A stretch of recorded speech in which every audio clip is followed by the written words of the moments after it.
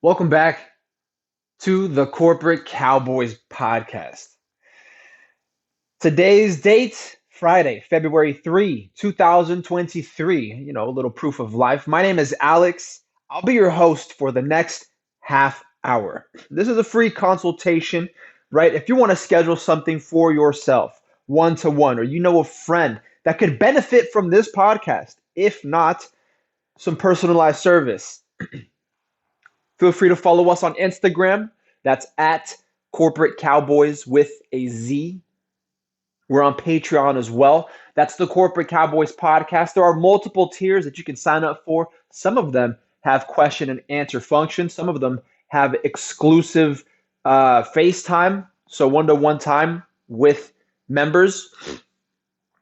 If ever you feel that you need some help, could use a professional look, second pair of eyes, a second opinion, right? If you feel like you can't walk through corporate having an adequate strategy, having thought it out completely, or having thought it out additionally, right? Doesn't mean that you're incompetent. You might just want another set of eyes, set of ears, another brain that you could trust. A brain trust. That's what the corporate cowboys are here for. It's to create more individuals who think like corporate cowboys. Yeah, we get it. You could be in a large or a small organization. We could be talking about something personal, something professional. But how you approach situations that involve conflict, how you approach situations that involve dynamic exercise of power and influence, you're going to want some strategists. So this 30-minute consult is for free. Of course, I'm giving you the disclaimer that I won't know all the facts. You won't know all the facts unless you are the person that wrote this question. And today's question, we're pulling off of r/career guidance. So unless you're this person who wrote this question, you won't know all the details needed to go into making an informed opinion, an informed answer, something that is actionable at the end of a session, right? And typically sessions in real life aren't only 30 minutes. No, they go on for a couple hours, a couple hours. There is some back and forth, the initial interview, the follow-ups, the strategy, the plan, and some action. Okay. Now, this question is asking for advice. It might be pretty obvious answer, one that is easily searchable online with whatever search engine of your choice, of your preference, DuckDuckGo, Google, I don't fucking know, right? They're asking, what do you think is the best response to, quote, what is your weakness in a job interview? And there's no body to this. The body is just a question mark, like question mark. Essentially, if I'm going to rephrase the question, what do you say? How do you answer the question in an interview when they ask, what is your weakness? Like, typically you'll hear it being asked, like, name a weakness. Like, first they might ask you for a strength, right? And then to give an example, and then they'll follow it up with, okay, now describe a weakness that you might consider to be a weakness and give an example of such, right? Notice how they don't immediately give you the out of how to answer it, right? What they want is for you to expose yourself, for you to show some vulnerability, and then and then describe it. At no point in time are they asking you to justify it or to rationalize it, which is what you should be doing. If you're going to expose yourself, right, it's because they want you to think on your feet. They want you to think critically and they want to see how far you take this mental exercise. That's what the interview is. An interview is like a mental exercise of sorts, like a workout. That's how I'm going to analogize this one. And I think it's smart if you think of it as a workout. You ever go to the gym with a friend who's a gym rat, and you might not frequent the gym as often. You might not go to the gym as often as they do. So, your strength might not be where you want it to be. Your conditioning isn't how you would like it. And so when you go through the motions of your buddies. They could be male or female, right? I mean, this podcast is all inclusive. We don't give two fucks. You're in a corporate war regardless. So either you fuck around and find out, or you don't do shit and you'll never know. You go to the gym with your gym buddy, with your gym partner, and you do their workout, right? You're following their lead and you are gassed. You are exhausted. You can't keep up because your strength, your conditioning isn't all there. How else could you analogize interaction with this potential client, with this potential employer of yours who's going to be paying you, right? That's a client who's going to be paying you for a service, who's going to be paying you an agreed upon amount for agreed upon services, hopefully negotiated. Hopefully by this point, you know the basics, the fundamentals to negotiating your worth. You know how much you're worth, and you're capable of negotiating your compensation for it.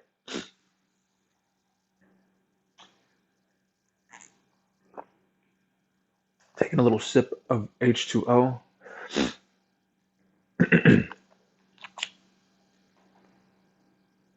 So, in an interview, you also get ready. I don't know if you take a pre workout, right? If you've had a little coffee or a little tea, or maybe you don't really need that because in your mind you're not doing anything physical, right? Some folks still do because they want to sharpen their alertness. They want to tighten up their alertness during the interview. So, they'll drink coffee, and that's not a bad thing. Coffee is not a bad thing. Coffee can be a bad thing if you believe in your mind and you think you can't operate without it. There's something psychological going on there. But that's a tangent. We don't need to go down that. In an interview, what you're doing, interviewing, is with the partner. This person sitting across from you, or this panel of people sitting across from you, depending on the objectives of the company and depending on your own objectives, this is an exercise. This is an exercise in conditioning, in strengths, and because it's almost strictly mentally, also creativity, flexibility, adaptability, and critical thinking, which is why they're asking you to think critically about yourself. I mean, that's about as deep as it gets, right? They want you to expose yourself, something about yourself that you see to be as weak. And as a corporate cowboy, well, we know to identify weakness with opportunity. Always. Always. If you can't, that weakness is your vulnerability, right? Corporate cowboys don't really want to be vulnerable. Otherwise, we stand to lose. We stand to lose the bag. We stand to lose the check. We stand to lose reputation. We stand to lose our fucking head.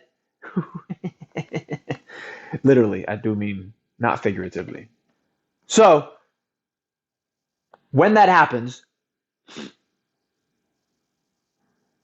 we could lose out on our career. Could be career suicide, career homicide, some type of self sabotage that we didn't think out thoroughly when we were thinking about ourselves critically. They ask you what your weakness is. You One might think, oh, this shit's obvious. I'm gonna say, oh, I'm a perfectionist.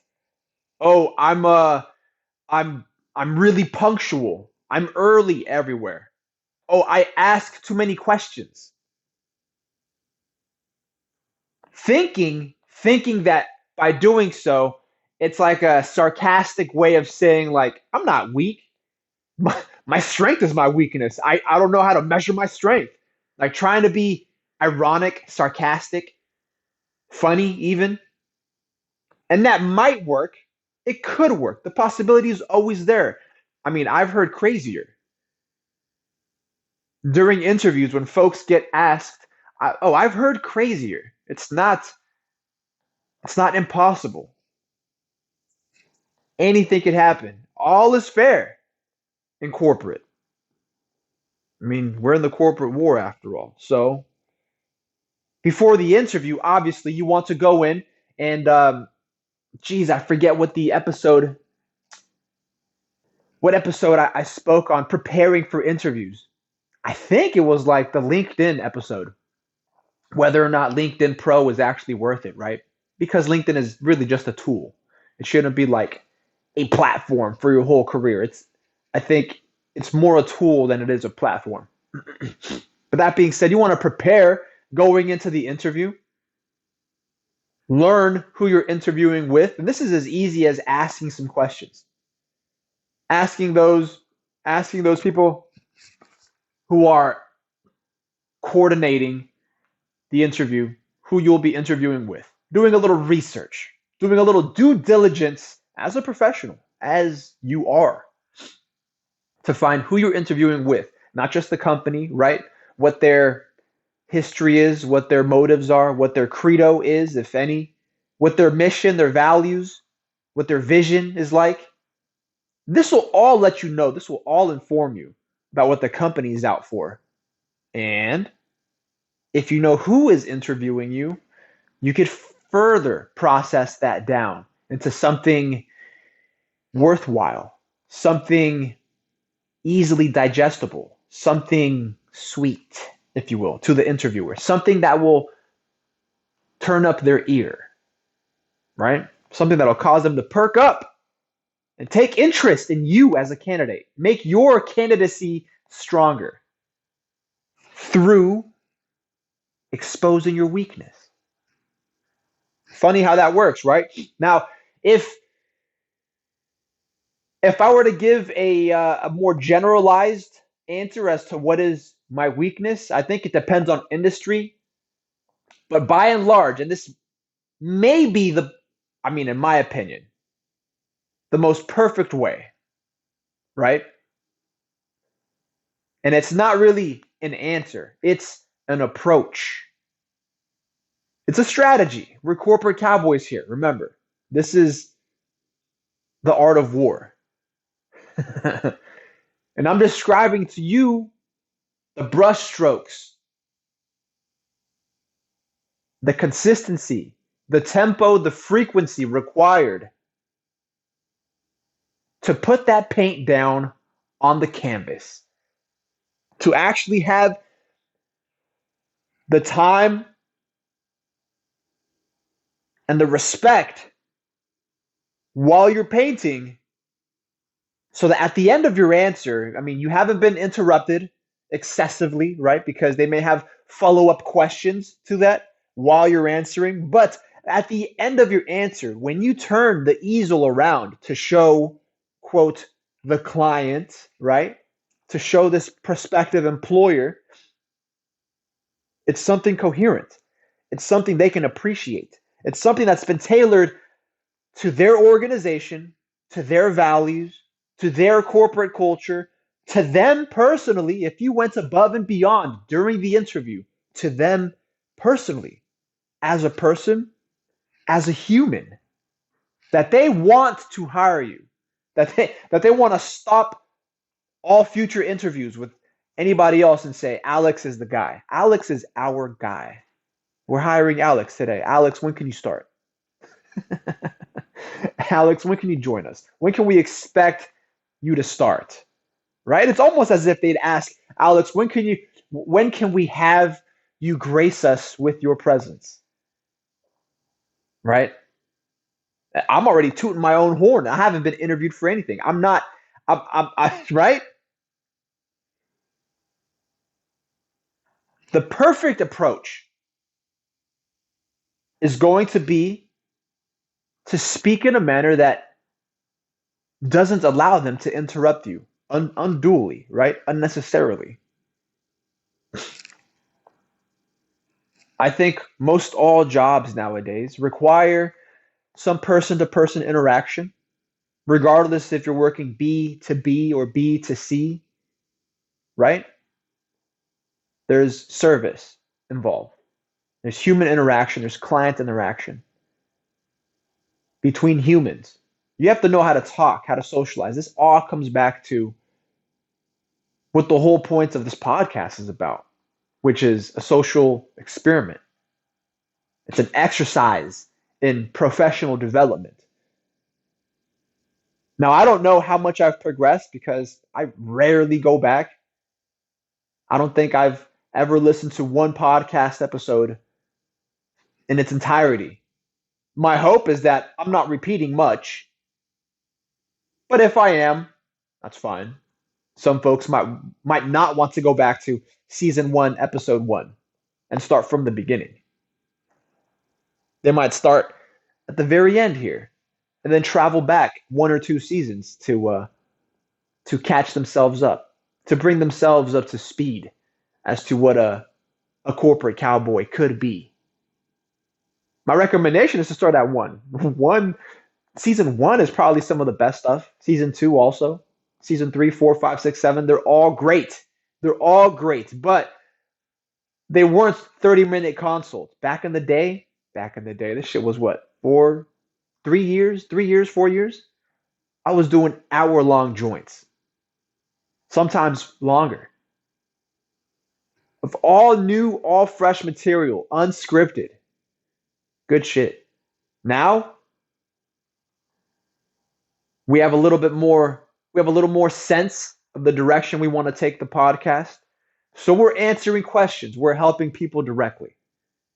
And it's our hope that by answering this question, we're helping you. Maybe you're looking forward to an interview. And if you're this far into the podcast and you're probably frustrated, why the fuck Alex hasn't answered the question already? I want to know the perfect approach. I already told you. It's knowing how to talk, and you've been interested. You've stuck around this long. So I know a little bit. I know a little. I'll concede that. I know a little bit about what I'm doing. Personally, I think the best answer to a weakness that we as corporate cowboys could translate into opportunity, and that is continuous opportunity. It's unending, unceasing opportunity. Opportunity to be grasped, to be taken advantage of every chance this opportunity presents itself. It's rapport building. Rapport building. Now that's specific, right? This is under the category of like client interaction and customer service. But if you come to the interview and tell them your weakness is client interaction, nah, you ain't getting the job. That's too general. They'll think you're shit at handling clients. They'll think, damn, well, we can't put Alex in a position to face clients, to face down the public, to interact with other human beings because Alex lacks the competency, the capacity to interact with clients? No, no, no, no, no, no. What you want to say is rapport building. And immediately, because rapport building will knock them onto their heels. It's very rarely brought up.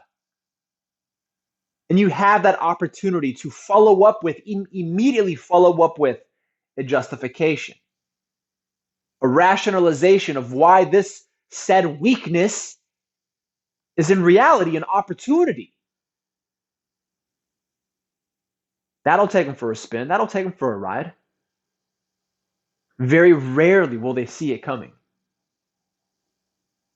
Our hope is Every time they hear it, they'll be impressed. Why is building rapport a weakness? Because you build rapport every time, every time you interact with a client, whether it's the first time, an initial interview, an initial impression, or the second, the third, the fourth, the fifth, years later. Rapport is something you build continuously, and it's a challenge. Sometimes it is a challenge. Sometimes it's difficult to find common ground with the client where you can build that foundation of trust and have enough rapport with them to close them as a customer on a sale, on some service. If you want to convince them, persuade them that your word is worth more, your services are what they need, that your opinion is the one they should follow. Like me as a corporate cowboy now, I'm speaking to you and you aren't answering back. You have no way of doing so. But I can't stutter step and second guess every moment. Some folks do enough of that in the mirror. They second guess themselves. But where they second guess, all I see is more opportunity, additional opportunity to improve and be better, to develop professionally by building rapport. From season 1, episode 1 to now, season 7, episode 13, this has been an exercise in building rapport. Whether or not listening, whether or not communicating, whether or not this juice is worth the squeeze, whether or not developing yourself is worth the effort put into developing yourself. And what your prospective employer wants to see is not only you being vulnerable, but you being aware of your vulnerability. And by aware, I mean you addressing it, you recognizing it, you knowing what it is you are working on yourself in real time. Not just, oh, I want to be a better salesperson. No, it's knowing how to work with people, knowing how to work. Yeah, they're going to hire you because they need somebody who works. But you give them that answer, and again, I didn't give you a script. I'm telling you, the opportunity to take advantage of is going to be answering in a way that allows you to be vulnerable and at the same time aware that you're vulnerable and continuously developing yourself. That weakness is opportunity. You see it as opportunity where others may see it as weakness. Right? But everyone is faced with this. Even those individuals interviewing you, even the hiring manager, even the CEO. You don't think when they speak to their subordinates, they're trying to build rapport? It's what they do. It's what as they should be doing. Otherwise, they wouldn't be a leader. Otherwise, they would not have that rapport as an executive, as a manager, as a supervisor, as a leader. And that's a challenge. That's a weakness we all face every day. It's just that some people don't recognize it. Some people don't identify it as such. How easy it is How easy is it, do you think, to lose somebody's trust? Immediate. Immediate. But building rapport, it's forever. It's as if you're entry level forever in everybody's book. That's a weakness. But you think about it long enough, it's a weakness we all have. And in that sense, we're even. And this weakness, like I mentioned before, you can interpret it and translate it for others into opportunity. If this is if this is a weakness we all share equally, it's an opportunity we also share equally. That's the best you're going to get. Equal opportunity, not equal outcome. Everybody ain't out there grabbing each other's asses, sucking each other off. That's not happening. But everyone has the opportunity to create better relations through personalized interaction. And that's going to be different for everyone. That's equal opportunity. As such, it's a weakness for some more than others, but it is a weakness for all. You see, it almost sounds poetic. It almost sounds poetic, and I won't give it to you in a script. That costs money. Our time is money, is it not? You want the keys to the kingdom? Go listen to season 1, episode 1, and file yourself a skeleton key. You want a consultation? You want some type of counseling? Hit us up. Like I said, our rates are reasonable. We appreciate all donations, you guys. Family, we appreciate your contributions also. The links are available if you feel like sending $1, sending 1,000, or sending 1,000,000.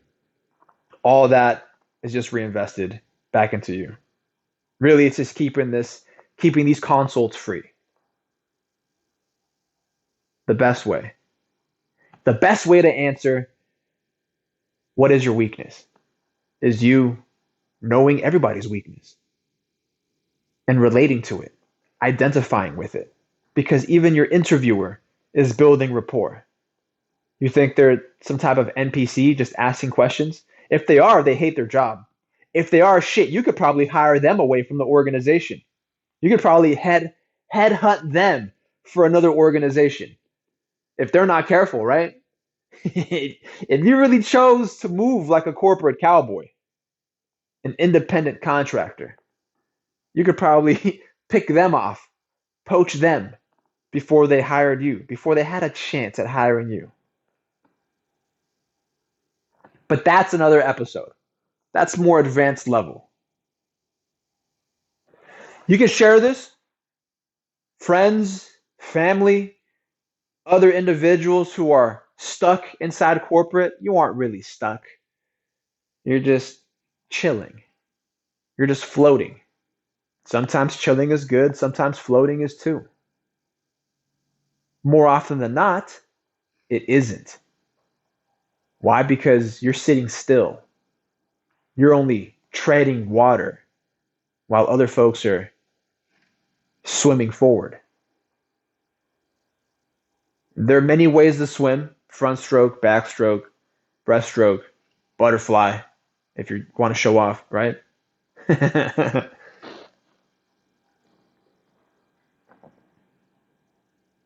But the point is to continue moving, continue developing, professionally, of course.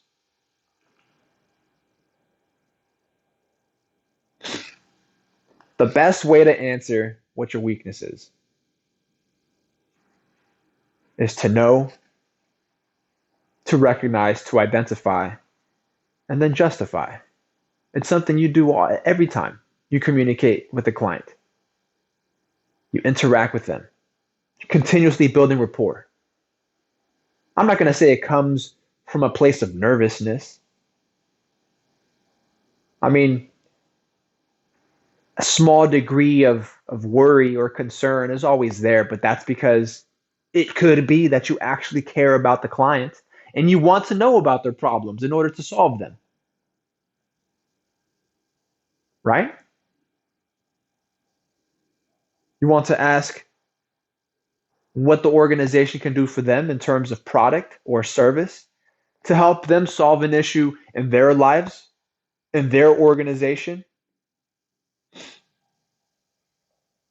Sure, that's the basics of sales, but that's building rapport. That's uncharted territory every time you have to do it. Every time. I hope you enjoyed this episode. Share the corporate love. Don't be a bum. I'll catch you next time.